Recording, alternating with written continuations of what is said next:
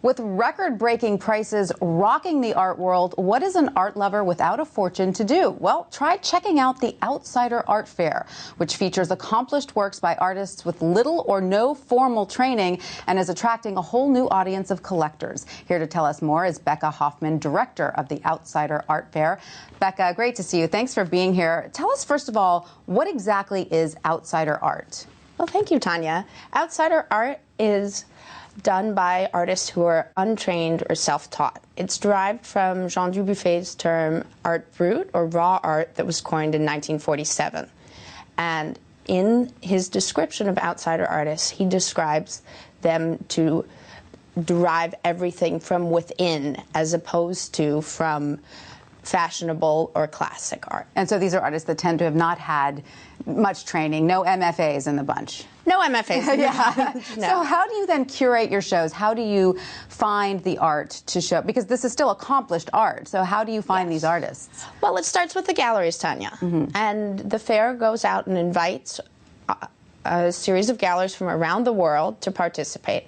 The galleries themselves bring the top of their roster of artists, and then the fair pulls it all together. Right. And some of these artists have amazing stories. Tell us about a few of them. Absolutely. That's what's really exciting about outsider art, is you can really delve into the stories of the artists. For example, Dan Miller, who works with Creative Growth Art Center in Oakland, California, is severely autistic. And his way of communicating with the world is through his word meditations. Incredible. They're absolutely wonderful. You really can lose yourself in the world of his words. And you find that a lot of the art that I saw in your exhibit here was some of it was very political, very personal.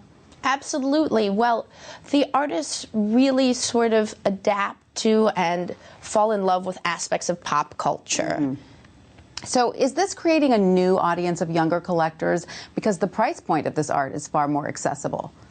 Yes, the price point is far more accessible, that's for sure. What does an average painting, let's say, cost at the Outsider Art Fair? Price points, the world record is $800,000, and at the fair, it's pretty high.